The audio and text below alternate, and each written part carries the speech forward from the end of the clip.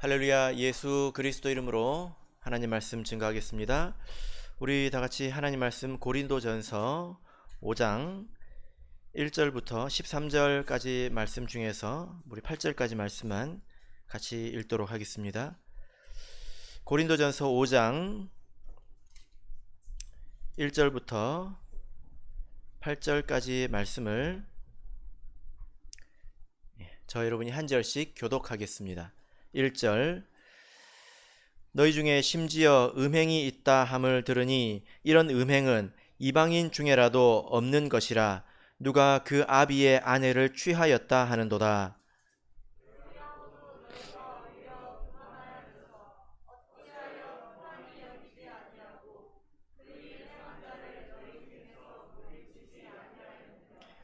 내가 실로 몸으로는 떠나 있으나 영으로는 함께 있어서 거기 있는 것 같이 이 일 행한 자를 이미 판단하였노라.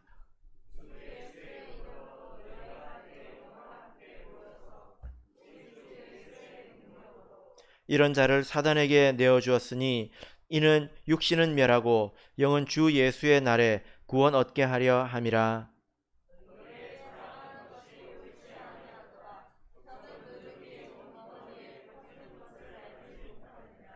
너희는 누룩 없는 자인데 새 덩어리가 되기 위하여 묵은 누룩을 내어 버리라.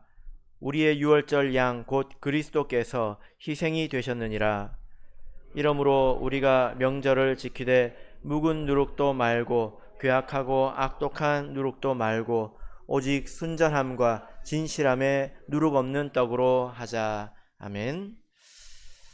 네, 오늘 이 시간은 묵은 누룩을 내어 버리라 는 제목으로 하나님 말씀을 증거하겠습니다. 우리 성도님들께서는 살아가시면서 부끄러움을 당해 보신 적이 있으십니까? 수줍다거나 이런 것을 말하는 것이 아니라 어떤 일을 통해서 민망하고 수치스러워서 얼굴을 들지 못하는 그런 일들을 겪어보신 적이 있으신지 모르겠습니다. 어떤 그 군인이 있었습니다. 이 군인은 장교였는데요. 나름대로 열심히 노력을 해서 이제 대령까지 진급을 했습니다. 대령이면 보통 그 보직이 어떤 보직인지 여러분 아십니까? 연대장이죠. 사단 밑에 연대가 있습니다. 그러니까 직급이 굉장히 높은 거죠. 그래서 연대장이 되어서 방을 배정을 이렇게 받아서 이렇게 갔습니다. 얼마나 이렇게 뿌듯하고 또 좋았겠습니까? 근데 갑자기 밖에서 누가 똑똑 두드리는 거예요. 그러더니 어떤 그 사병이 들어왔습니다. 그래서 뭐야? 그러니까 예, 이병 김기석 용무 있어서 왔습니다. 기다려, 나 급하니까. 그러면서 전화를 하기 시작하는 거예요. 그러더니 사단장님 오늘 식사나 같이 하실까요? 이렇게 이야기를 하는 겁니다. 군대에서 보통 사단장이라고 하면 거의 신과 같은 존재이죠. 감히 이렇게 대할 수 없는 그런 존재와 같습니다. 그런 사람하고 통화를 하니까 이 사람 참 대단하지 않습니까? 그래가지고 전화를 딱 끊었습니다. 전화를 딱 끊고 그래 무슨 일로 왔냐? 네 저기 통신병인데요. 전화가 끊어졌다고 해가지고 연결하러 왔습니다. 사실 그 전화가 끊어진 전화였어요. 이 사람이 뭐 한 겁니까? 허세 부린 거지. 나 이런 사람이야. 나 이런 사람이야. 난 사단장하고 밥 먹는 사이야. 이렇게 허세를 부렸다는 것입니다. 옆에서 보고 있던 그 우리 기석이가 기분이 어땠을까요? 그죠? 사람이 스스로 이렇게 잘난 척하면 부끄러움을 당할 수 있습니다. 그렇지 않습니까? 예수님께서도 그런 말씀하셨죠? 잔치에 가면 상석에 앉지 마라. 그러다가 쫓겨나면 민망하지 않냐. 말석에 앉아라. 그러다가 올라가면 뿌듯하지 않냐. 예수님께서 그렇게 말씀하셨죠?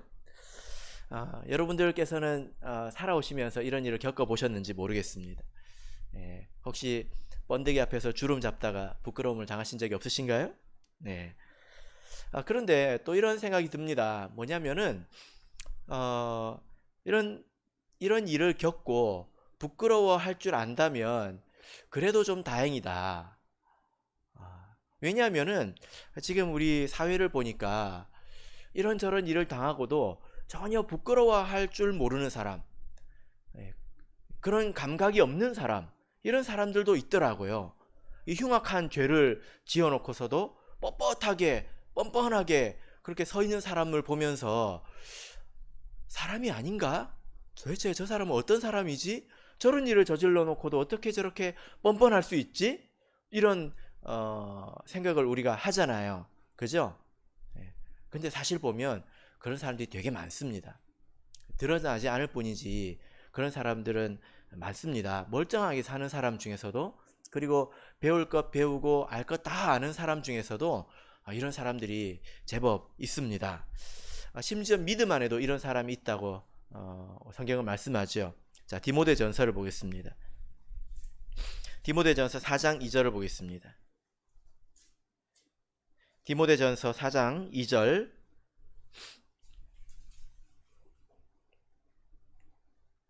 자, 같이 읽겠습니다. 시작. 자기 양심이 화인 맞아서 외식함으로 거짓말하는 자들이라. 예. 자, 여기 보니까 믿음 안에서 양심에 화인 맞았다. 이 화인이라고 하는 것은 불도장입니다. 불도장을 맞으면 거기에 있는 이제 부분이 이제 신경이 죽어서 감각을 잃어버리게 되죠. 양심의 화인을 맞으면 어떻게 될까요? 보통 양심이 찔린다고 표현하지 않습니까? 그죠? 참 이렇게 기가 막힌 말인 것 같습니다. 양심이 찔린다. 예. 어떤 그 부끄러운 일을 겪거나 또 드러나게 되면, 또 드러나지 않다 하더라도 혼자 있을 때에도 그 일로 인해서 양심이 찔리면 스스로 고통을 받잖아요. 이게 양심의 기능이거든요. 그래서 하나님 말씀을 듣고 양심이 찔리면 아직 양심이 살아있는 것입니다. 그냥 말씀을 들었는데 별로 가책이 없다면 이건 양심이 좀 문제가 있는 거죠. 그죠? 근데 여기 보면 양심에 이렇게 화인을 맞아가지고 외식을 한다는 것입니다. 위선적으로 자기를 포장하고 있다. 그래서 얼굴에 뻔뻔하게 거짓말을 하고 있다. 이런 사람들을 이제 바울 사도가 이야기하고 있습니다. 그러니까 믿음 안에서도 이렇게 부끄러워할 줄 모르고 사는 사람이 있다는 것입니다. 그래서 죄책감을 느끼지 못합니다. 그래서 어떻게 저렇게 얼굴을 들고 다니지? 그럴 수 있다는 거예요. 위선적으로 살아가고 있는 것입니다. 자기는 알까요? 그거를? 자기는 잘 모릅니다. 전혀 마음의 고통을 느끼지 않습니다. 그래서 그런 사람이 있을 때 주변에 있는 사람들은 믿음의 상처를 받게 되지요. 믿음이 연약한 사람들은 이렇게 양심에 화인 맞고 부끄러워할 줄 모르는 사람을 통해서 상처를 받습니다. 어떻게 상처받습니까? 야, 하나님 믿는 사람이 저렇게 살아도 되는 거구나. 원래 신앙생활이라는 것은 이렇게 이 앞에서 따로 뒤에서 따로 이렇게 하는 거구나. 원래 저렇게 유연성 있게 하는 거구나. 이렇게 생각을 합니다. 이것이 그 사람의 믿음이 무너지는 것입니다. 또는 하나님께서 왜 저런 사람을 벌도 안 주시고 가만히 내버려 두실까? 하나님은 저런 걸 모르시는가? 하고 하나님에 대해서 믿음이 무너질 수도 있어요. 그죠? 그래서 우리가 이런 면에서 자기를 돌아볼 줄 알아야 합니다. 나는 부끄러워할 줄 아는 사람인가? 부끄러워할 줄 모르는 사람인가? 뻔뻔한 사람인가? 이것은 다른 사람의 그 어떤 시선에 대해서 신경을 쓴다, 그런 것과는 좀 다른 문제이죠. 그죠? 다른 사람의 시선을 너무 신경 써가지고 이렇게 영향을 받는 것과 부끄러워할 줄 아는 것은 좀 다르지 않습니까? 그래서 나는 어떤 사람인가 한번 생각을 해보시길 바랍니다. 자, 오늘 본문을 보면 고린도 교회에 이와 같은 문제가 있었습니다. 참 희한한 문제인데요. 자, 본문을 다시 읽어보겠습니다. 1절을 읽어보겠습니다. 1절 읽겠습니다. 시작. 너희 중에 심지어 음행이 있다 함을 들으니 이런 음행은 이방인 중에라도 없는 것이라 누가 그 아비의 아내를 취하였다 하는도다. 자, 바울 사도가 어떤 소식을 들었다라고 말하고 있습니다. 근데 어떤 소식입니까? 너희 중에 음행이 있다. 이 소식을 들었다는 거예요. 근데 이 음행의 실체는 무엇입니까? 어떤 형제가 자기 아비의 아내를 취했다라는 것입니다. 이것은 성적인 관계가 발생했다는 거죠. 여기서 아비의 아내라고 이렇게 표현을 했는데, 혹은 아비의 여인이라고 표현할 수 있습니다. 그래서 어떤 학자들은 설마 자기 엄마와 이런 일이 있겠냐, 이것은 아마도 그 계모인 것으로 이렇게 이제 보인다, 이렇게 이야기를 합니다. 어쨌건 간에 아비의 여인이고 아내이지 않습니까? 놀라운 것은 여기서 취하였다, 이것이 어떻게 우발적으로 한 번 발생한 일이 아니라 지속적인 관계를 의미합니다. 헬라어 시제를 보면 현재형으로 되어 있는데요, 이것은 그런 상태에 지속적으로 머물러 있다는 것입니다.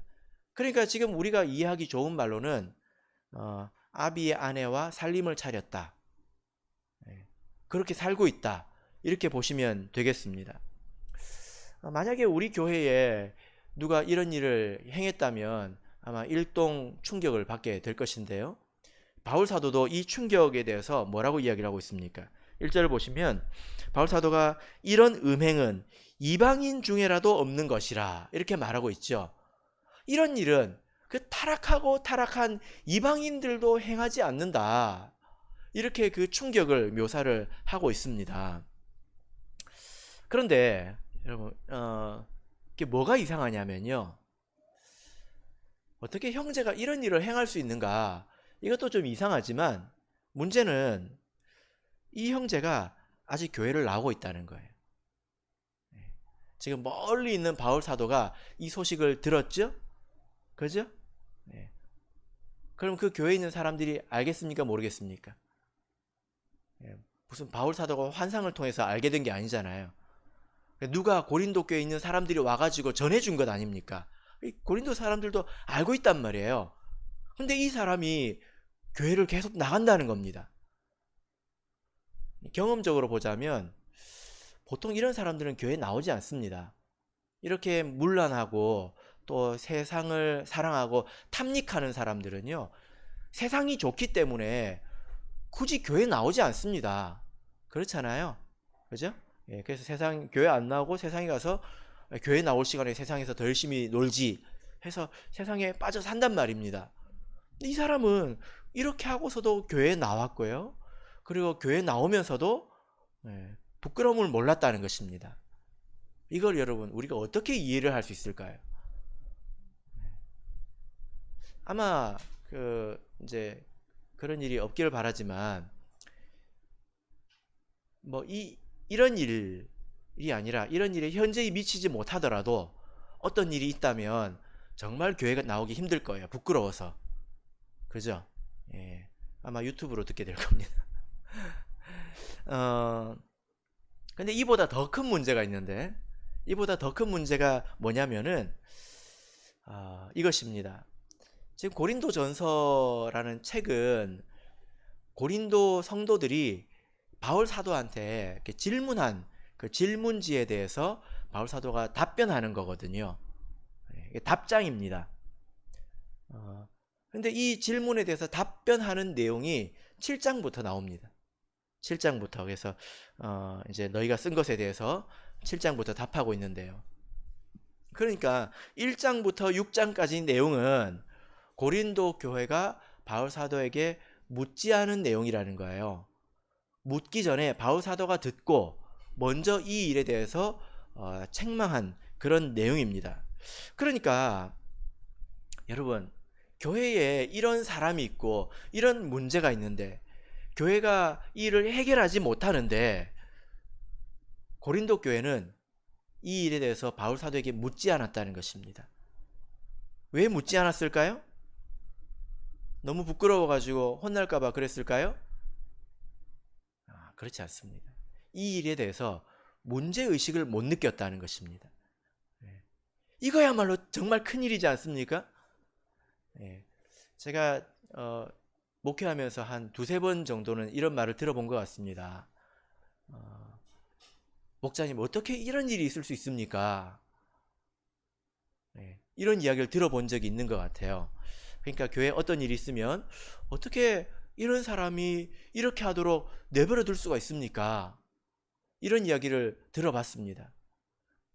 근데 만약에 이런 일이 있다면 누가 이렇게 이런 일을 행하고 그럼에도 불구하고 교회에 뻔뻔히 나와가지고 큰소리 뻥뻥 치고 이런 일을 본다면 당연히 어떻게 이럴 수 있냐 하고 물어야 될 일이지 않습니까? 그죠? 예. 그런데 이 개인의 어떤 그 타락은 개인의 타락이라고 치더라도 어떻게 고린도 교회가 이것을 묻지 않았을까? 이것은 더 심각하고 큰 일이라는 것입니다. 그래서 바울 사도가 이렇게 심각하게 이야기를 하고 있는 것입니다. 바울 사도가 2절을 보시면 너희 중에서 물리치지 아니하였느냐 하고 책망하고 있지 않습니까? 이 사람을 이 자기 살을 도려내듯이 도려냈어야 됐는데 왜 아무것도 하지 않았느냐 이렇게 말하고 있습니다.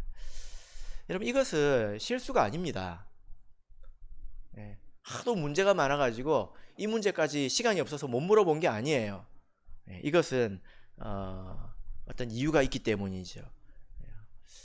여러분 어떤 이유일까요? 어떤 이유에서 이 사람이 이렇게 부끄러움도 알지 못하고 교회는 이것을 다스리지도 못하고 이런 지경이 되었을까요?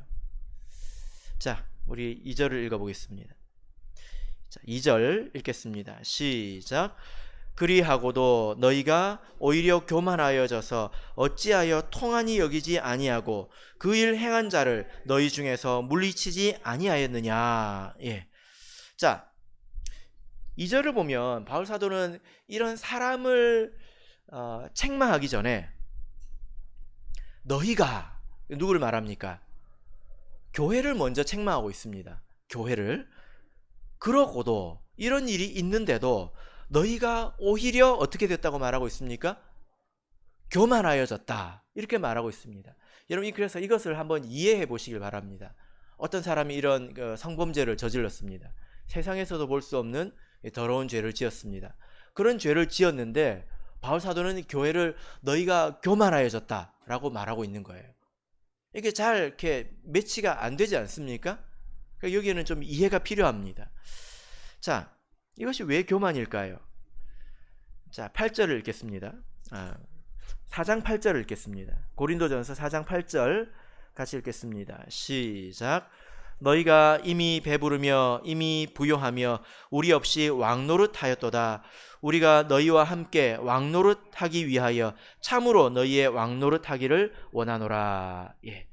자, 여러분 이 지경이 된 데는 이유가 있습니다. 차근차근 따져보면 이것인데요. 고린도 성도들은 자기 자신에 대해서 이미 천국에 도착한 사람처럼 생각했습니다. 그래서 바울 사도가 너희들은 이미 배불렀다. 또 이미 부요하다. 나는 아직 자본줄로 여기지 않는데 그래서 아직 표대를 향해서 나가고 있는데 너희들은 이미 천국에 도착했구나. 이렇게 생각했다는 거예요. 이렇게 생각이 되어지면 내가 이미 이제 구원을 완전히 얻었다. 이렇게 생각이 되어지면 삶에 영향이 있습니다. 그 사람이 사는데 영향이 생깁니다. 그래서 고린도 사람들이 주로 하던 말이 있었는데요. 자, 6장을 보겠습니다. 6장 12절. 고린도 교회를 가면 아마 현수막에 이게 적혀져 있었을 겁니다. 자, 6장 12절 읽겠습니다. 시작. 모든 것이 가하나 내게 가하나 다 유익한 것이 아니요 모든 것이 내게 가하나 내가 아무에게든지 제재를 받지 아니하리라. 예. 자, 10장 23절을 보겠습니다. 10장 23절. 예. 자, 읽겠습니다. 시작. 모든 것이 가하나 모든 것이 유익한 것이 아니요 모든 것이 가하나 모든 것이 덕을 세운 것이 아니니. 예. 자, 여기 보면 계속 반복되는 말이 있죠. 그 말이 무엇입니까? 모든 것이 가하나. 고린도 사람들은 모든 것이 가능하다 이렇게 생각하고 살았습니다. 왜 모든 것이 가능합니까? 내가 이미 천국에 갔기 때문에 그 어떤 것에도 얽매일 필요가 없다는 거예요. 제한받을 필요가 없다는 것입니다. 여러분 이해되십니까? 네. 여러분 우리가 저기 천국에 가면 죄 안 지으려고 노력해야 될까요? 그때는 우리 마음속에 죄성이나 이런 것들이 다 사라지기 때문에 우리가 뜻하는 대로 살아도 죄가 발생하지 않습니다. 그죠? 근데 지금 우리가 그런 상태라고 착각한다면 어떻게 될까요? 그래서 고린도 성도들은 이랬습니다. 어처구니 없지만 세례받고 성령을 받으면 이미 자기가 천국에 온 걸로 생각했다는 거예요. 최종적으로 구원이 확정된 것으로 여겼다는 것입니다. 그러니까 이 세상에 이런 것 저런 것에 얽매여서 사는 것은 도리어 믿음 없는 거라고 책망했다는 거예요. 이해가 되십니까? 세상에서 이런 것 저런 것에 얽매이면 왜 이렇게 믿음이 없냐 이렇게 여겼다는 것입니다. 그래서 도리어 죄가 있어도 세상에 그런 문제가 있어도 뻣뻣하게 고개 들고 교회 오는 것이 믿음이 있는 거였습니다. 어처구니 없지요. 그런데 그랬다는 거예요. 자, 고린도 교회를 보니까 왜 이런 일이 생긴 것 같습니까? 왜 이렇게 됐습니까? 무지함 때문이에요. 그죠? 하나님 말씀을 왜곡되게 이해를 하다 보니까 이런 지경에 이르렀다는 것입니다. 그래서 우리가 성경을 알되 바르게 알아야 되는데 우리가 성경을 잘 몰라서 오해하면 용기가 생기기도 합니다. 그러면 그런 용기 때문에 이방인들도 하지 않는 짓을 용감하게 할 수도 있습니다. 이게 위험한 점이죠. 그래서 그 세상에 있는 사람들은 종교를 되게 위험하다고 이렇게 봅니다. 왜냐하면은 여러분 그 이슬람 그 과격 단체에서 테러를 이렇게 자살 테러를 하잖아요. 뭐 비행기를 훔쳐가지고 이렇게 9.11 테러도 일어나지 않았습니까? 그런 사람들이 어떻게 그런 일을 할까요? 우리는 테러리스트라고 하지만 그 사람들은 순교자라고 합니다. 어떻게 그렇게 할 수 있을까요? 좀 정신이 나간 사람들일까요? 조현병 환자들일까요? 아니에요. 그 사람들은 굉장히 교육을 많이 받은 사람들이고 그리고 철저하게 훈련된 사람들입니다. 그 사람들이 쓴 글이나 이런 것들을 보면 이 사람들이 굉장히 똑똑한 사람인 걸 알 수 있어요. 근데 왜 그렇게 됐을까요? 제가 듣기로 그렇게 순교하면 저기 하늘에서 많은 미녀를 아내로 얻는다고 믿는데요. 그 천국 소망이 있다는 것입니다. 그래서 그런 일을 행한다는 거예요. 여러분들도 한번 알아보시길 바랍니다. 어떻게 사람들이 저기까지 용감해질까? 자기를 그렇게 산산조각 낼 정도로 용감해질까? 이게 잘못된 믿음이 들어가면 사람은 그렇게도 될 수 있는 것입니다. 텔레비전을 보면 뭐 개신교의 타락 또 목회자의 일탈 이런 뉴스가 뭐 종종 나오지 않습니까? 그래서 저희 아버지가 살아계실 때 그런 뉴스가 나오면 꼭 전화가 왔습니다. 너는 그러지 마라. 예. 예. 그러지 말아야죠. 그런데 이것이 정말 그 사람에게 다 죄성이 있기 때문에 사람이 있는 곳에 다 죄가 있지 않습니까? 그런 죄성의 발현이라기보다는 그것이 도리어 교리와 관계가 있습니다. 그 텔레비전에 나오는 교단이 어떤 교단인지 보세요. 대체적으로 일치합니다. 근데 그쪽은 어떻게 믿냐면 사람이 한번 구원을 얻으면 한번 믿으면 그 구원은 절대로 잃어버리지 않는다고 믿습니다. 고린도 교회와 같죠. 이런 걸 예정론이라고 하거든요. 내가 한번 받아들였으면 하나님은 실패하지 않으시기 때문에 반드시 자녀를 천국에 이끌어 가신다는 거예요. 그러면 내가 거룩하게 살 필요가 있습니까? 없죠. 내가 택함 받은 사람이라면 내가 무슨 짓을 해서도 하나님께서 끌고 가실 거예요. 내가 택함 받지 않은 사람이라면 거룩하게 살 필요가 있습니까?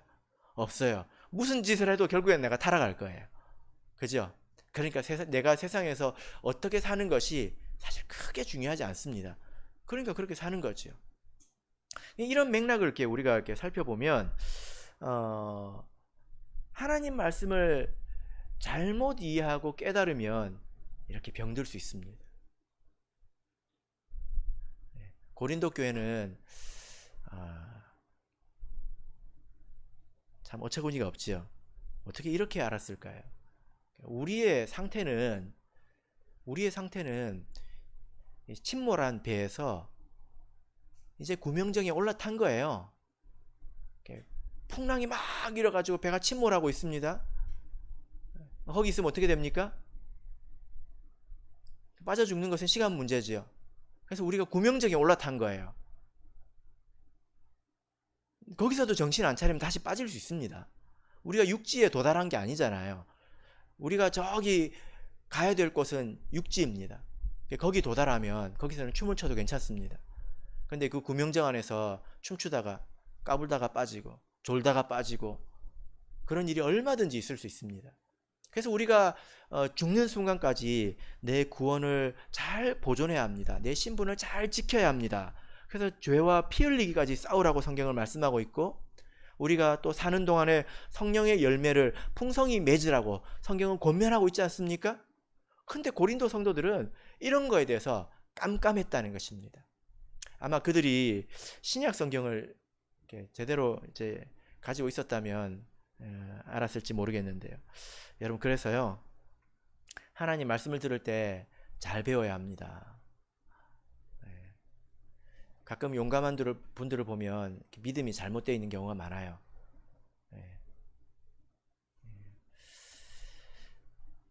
우리가 이렇게 말씀을 잘못 이해하고 있으면 결국 내가 부끄러운데도 부끄러움을 모르는 사람이 될 수 있습니다. 자, 이어서 이제 2절을 다시 한번 읽어보겠습니다. 자, 다시 2절을 읽겠습니다. 시작. 그리하고도 너희가 오히려 교만하여져서 어찌하여 통한이 여기지 아니하고 그 일 행한 자를 너희 중에서 물리치지 아니하였느냐. 예. 자, 바울 사도가 이어서 책망하고 있는 것은 너희가 어떻게 이렇게 통한이 여기지 않았느냐 라는 것입니다. 이 통한이 여기다는 것은 슬퍼하다는 것이고 또 애통해하는 것이고 눈물을 흘리는 걸 말하거든요. 어떻게 교회의 이런 모습을 보고 어떻게 너희들은 통한이 여기지 않았느냐, 어떻게 울지 않았느냐, 이렇게 말씀하고 있습니다. 이 통한이 여기다는 것은 어느 정도 깊이냐면 사랑하는 사람이 죽었을 때에 느끼는 고통입니다. 이것은 말로 설명이 안 되죠. 내 몸의 일부가 무너진 고통입니다. 우리가 최근에 이런 큰 슬픔을 느끼지 않았습니까? 그런데도 그런 곳에서도 울지 않는 사람이 있긴 합니다. 참 이상하죠. 그죠? 고린도 성도들은 울지 않았다고 이야기를 하는데요. 여러분, 이게 도대체 무슨 일일까요? 이게 무슨 말일까요? 그들이 감정적으로 좀 무딘 사람들일까요? 바울 사도는 왜 이런 책망을 하고 있을까요? 이럴 수 있습니다. 쉽게 생각을 해보자면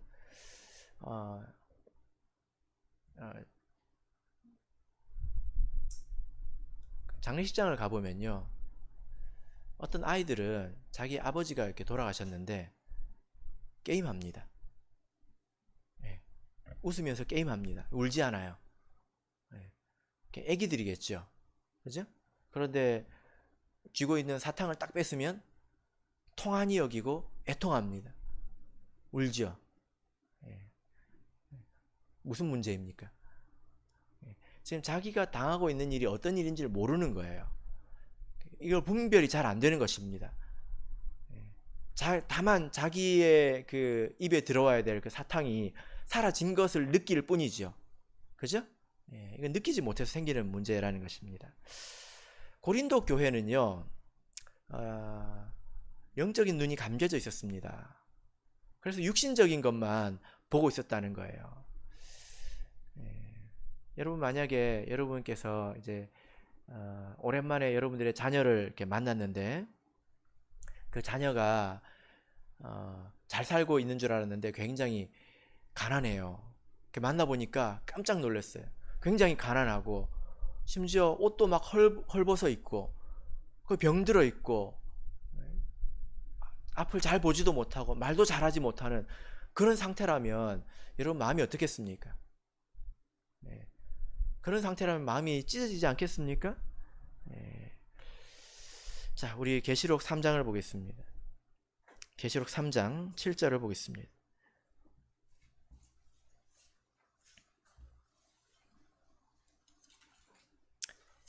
계시록 3장 17절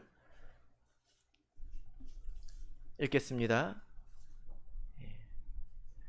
읽겠습니다. 시작. 내가 말하기를 나는 부자라 부요하여 부족한 것이 없다 하나 내 곤고한 것과 가련한 것과 가난한 것과 눈먼 것과 벌거벗은 것을 알지 못하도다. 자, 여러분 혹시 자기 스스로 부자라고 말하는 사람 만나보신 적 있으십니까? 사실 여러분들이 다 부자이지요. 뭐 그 정도 되면 다 부자 아닙니까? 근데 부자라고 말을 하는 사람, 스스로 말하는 사람은 제가 아직 저도 못 만난 것 같습니다. 왜 그럴까요? 사람이 잘 만족하지 않죠. 그죠? 10억 있으면 20억 가지고 싶고 20억 있으면 한 100억은 있어야 될 것 같고 그러지 않습니까? 있는 사람들이 더하다, 뭐 그런 이야기를 우리가 하잖아요. 근데 여기서 보면 나는 부자라 이렇게 말하고 있습니다. 얼마나 부자일까요? 스스로 굉장히 만족했다는 것 아니겠습니까? 육신적으로. 그러니까 부족함이 없다는 거거든요. 그런데 하나님께서 보시는 영적인 모습은 어떻습니까? 불쌍하다는 거예요. 곤고하고 가련하고 심지어 벌거벗었다는 것입니다. 이 옷도 못 입고 있다는 거예요. 이것은 육신적인 모습과 영적인 모습이 차이가 있다는 거 아니겠습니까? 그래서 우리가 이렇게 생각할 줄 알아야 합니다. 2장 9절을 보실까요? 여기는 또 반대 이야기가 기록되어 있습니다. 계시록 2장 9절을 보겠습니다.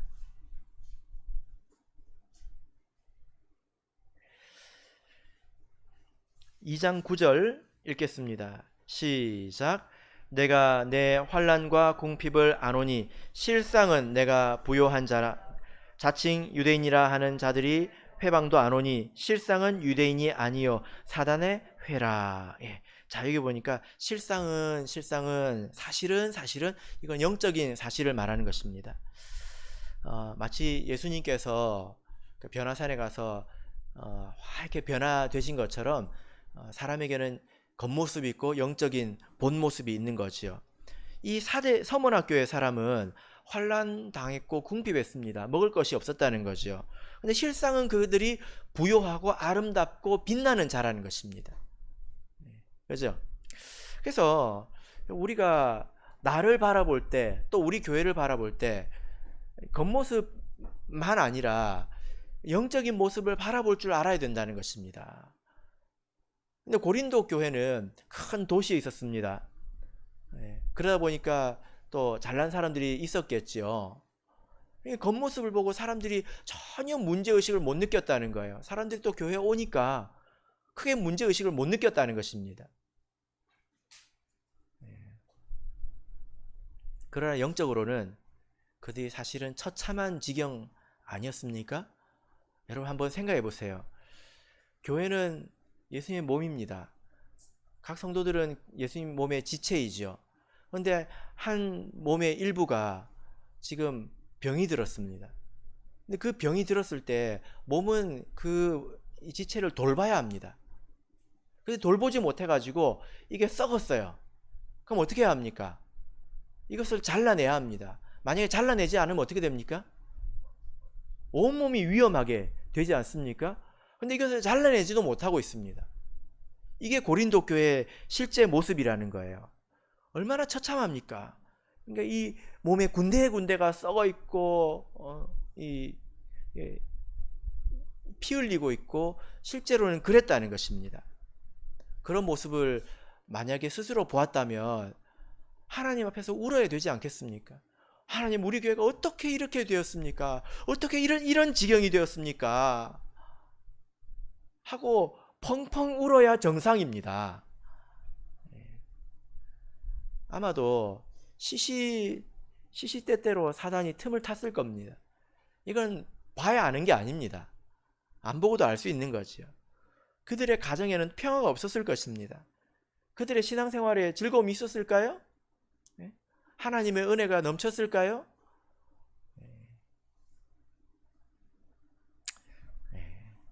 근데 이런 그 실제 모습을 알지 못했다는 거예요. 교회가 우리 교회 11조도 많이 나오고요. 교회 건물도 좋고 뭐 아무 문제 없어요. 좋아요. 겉모습이죠. 그런데 사랑할 줄도 모르고 거룩할 줄도 모르고 은혜를 베풀 줄도 모르고 이런 모습은 죽은 자와 마찬가지 아니겠습니까? 그래서 바울 사도가 이거는 통한이 여겨야 된다. 자기 몸의 일부가 무너진 것 같은 고통을 느껴야 정상인데 어떻게 그 고통을 못 느낄 수 있느냐, 이해가 안 되는 거예요. 여러분은 그런 고통을 느끼십니까?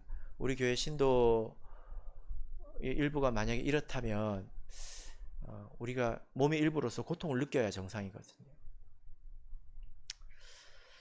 마태복음 5장 4절을 보겠습니다. 마태복음 5장 4절입니다. 마태복음 5장 4절입니다.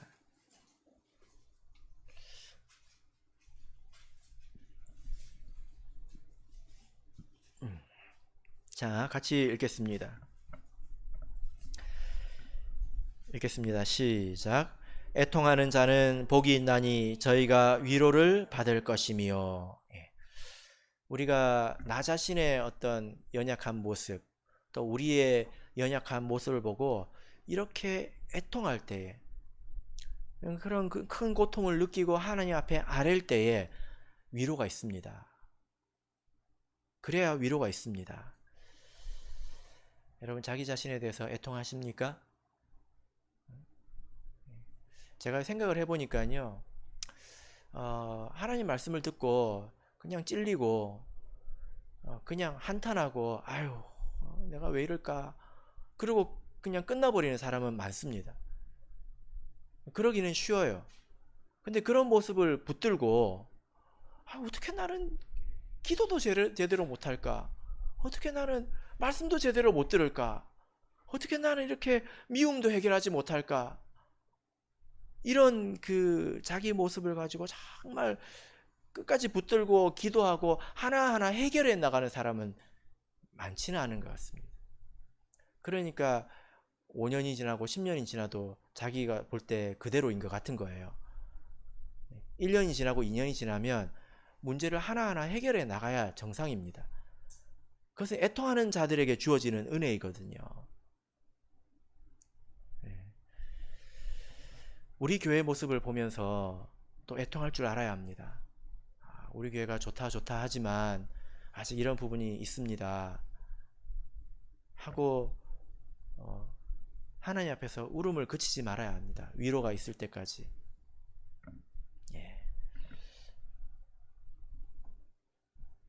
이삭이 자기 어머니를 잃고 애통하지 않았습니까? 언제까지 애통했을까요? 위로받을 때까지, 자기 아내를 만날 때까지. 우리가 그렇게 살아간다면 나라는 한 사람은 많이 달라질 겁니다. 그리고 우리 교회도 많이 달라질 것입니다. 자, 여러분, 만약에 우리 이 고린도 교회가 겸손해지고 또 애통함을 회복한다면 이제 어떻게 해야 될까요? 자, 본문으로 돌아가겠습니다. 자, 2절을 다시 읽어보겠습니다. 2절 읽겠습니다. 시작. 그리하고도 너희가 오히려 교만하여져서 어찌하여 통한이 여기지 아니하고 그 일 행한 자를 너희 중에서 물리치지 아니하였느냐. 예. 자기 몸의 일부를 이렇게 떼어낸다고 하는 것은 굉장히 두려운 일일 것입니다. 그러나 그 일을 했어야 된다는 거죠. 그죠? 그래서 여기서 그 일 행한 사람을 물리치라, 이 말은 하나님이 이미 그를 버렸다는 뜻입니다. 하나님이 그를 버렸기 때문에 교회 밖으로도 버리라는 것입니다. 교회 오지 못하게 하라는 거예요. 여기서 이제 물리친다라는 말에 대해서는 이제 다음 시간에 말씀을 드리도록 하겠습니다. 그래서 5장 말씀은 2시간에 걸쳐서 말씀을 드릴 텐데요. 자, 여기서 이렇게 우리가 생각해 볼 내용은 이 일이 음행이지 않습니까? 음행의 문제이지 않습니까? 성경을 보면 이 음행의 문제를 굉장히 많이 다루고 있습니다. 이 음행이라는 것은 구체적으로 결혼 이외에서 발생하는 성적인 문제를 말하지요. 그죠? 근데 여러분들께서도 느끼시겠지만 성경이나 교회에서 특별히 이 음행의 문제는 더 무겁게 다루고 있습니다.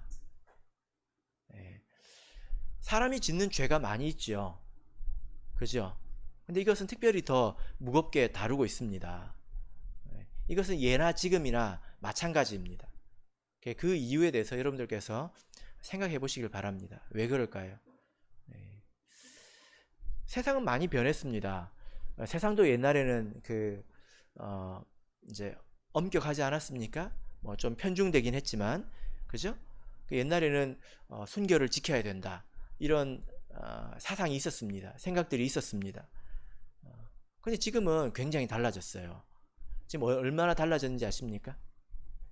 얼마나 달라졌냐면, 평범한 대학생들을 대상으로 설문조사를 했을 때 순결을 지킬 필요가 없다 라고 말하는, 그럴 필요 없다 라고 말하는 사람이 남학생은 70%고요 남학생이 80%고 여학생이 70%더라고요 길거리 가는 대학생을 만났을 때 10명 중에 남자는 8명, 여자는 7명. 그럴 필요 없다, 그런데 얽매일 필요 없다 하고 분명하게 생각하고 살아가고 있습니다.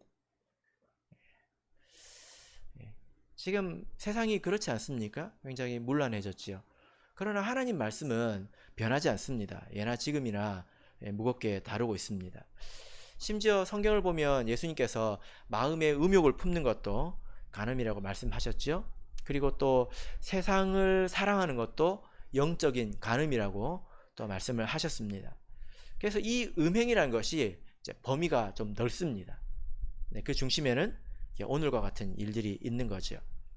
여기서 물리치라는 것은 마음으로 음욕을 품은 사람에게 한 내용은 아닙니다. 어떤 사람에게겠습니까? 이 일을 행한 자, 이 일을 행한 자라고 말하고 있습니다. 이것은 최종적인 행동을 말하지요. 그러나 여러분, 이 음행은 마음에서 음욕을 품는 것에서 시작합니다. 그래서 그런 작은 일들이 비록 사람들은 알지 못하고 보지 못한다 하더라도 하나님 앞에서 다 대가를 치른다는 것을 꼭 기억하시길 바랍니다. 특별히 요즘 이 세상은 굉장히 음란한 세상이지 않습니까? 그래서 제가 어처구니 없는 일을 하나 들었는데, 어떤 형제님이 우리 교회 자매님한테 그 음란 영상을 보냈어요. 그냥 실수로 보낸 겁니다. 근데 왜 이제 그렇게 보냈냐면, 그 이제 그들이 속한 남자들의 세계에서 막 이런 걸 막 돌려보는 거예요. 막 주거니 받거니 하는 거예요. 근데 그걸 이제 자기도 이렇게 참여해서 막 하면서 잘못 누른 거예요. 근데 그 형제님이 성령을 못 받았습니다. 지금까지도. 그런 일들이 사람은 비록 모를지 모르겠지만 하나님 앞에서 다 징계를 받습니다. 그리고 마귀가 틈을 탑니다. 그래서 어떻게 될까요? 오늘 말씀처럼 마음속에 누룩을 가지고 있는 것입니다. 여러분, 누룩은 작아도 위험하고 무서운 겁니다. 죄라는 게 그런 거예요. 누룩이 뭡니까? 이스트죠. 효모 발효시키는 거 아닙니까? 예, 쌀 한 자루에 누룩을 한 숟가락만 부어 보세요. 잘 섞어 놓으면 어떤 일이 생깁니까? 전부 다 부풀고 전부 다 변하게 되지 않겠습니까? 그러니까 나라는 사람도 이 작은 누룩을 우습게 볼 게 아니라는 것입니다. 그것을 허용하고 용납하면 이것이 점점 넓혀져서 그걸 멈추지 않는다는 거예요. 그 절반쯤 퍼졌을 때는 내가 그때 알았다면 절반을 드러내야 절반을 구할 수 있다는 것입니다. 그래서 철저하게 내가 처음부터 이것을 조심하지 않으면 나중에 대가를 많이 치르게 됩니다. 여기에는 단 한 명의 예외도 없다는 것입니다. 그래서 결국 한번 생각해 보십시오. 내가 부끄러움을 모른다. 내가 잘못된 말씀을 받아들이게 되고 마귀의 감동에 의해서 틀린 것을 배우게 되고 그것이 진리인 줄 알게 되고 내가 그렇게 살아간다고 한번 생각해 보십시오. 두렵지 않습니까? 계시록에 보면 황충이 나옵니다. 기억나십니까? 황충. 그들은 군사들입니다. 군사는 생명을 거는 사람들 아닙니까? 생명을 맡겨놓은 사람들 아닙니까? 그죠? 근데 이들은 하나님에게 생명을 맡긴 게 아니라 마귀에게 생명을 맡겼습니다. 황충이 어디서 나왔는지 생각해 보세요. 무적행의 연기 속에서 나왔습니다. 연기는 감동을 말하거든요. 그들이 감동을 받았다는 거예요. 이런 게 있었구나. 내가 그동안에 속고 신앙생활 했구나. 내가 이런 걸 알았다니 내가 이것을 위해서 목숨을 바쳐야지 해가지고 열심히 들이받고 싸웠는데 알고 보니까 마귀를 위해서 싸운 거예요. 죽고 나서 보니까. 우리가 다 그렇게 될 수 있습니다. 저도. 그래서 이런 음행의 누룩 또 다 여타의 죄의 누룩들을 다 지금이라도 다 제거해버려야 옳습니다. 그래야 우리가 부끄러움을 아는 사람이 된다는 거죠. 말씀의 결론 맺겠습니다. 여러분 고린도 성도들이 어떻게 이 지경이 되었는지 생각을 해보면 안타깝습니다. 그죠? 그러나 우리도 이렇게 될 수 있습니다. 이들을 경계 거울 삼아서 우리도 항상 깨어있는 그런 신앙생활을 하기를 예수 그리스도 이름으로 축복합니다.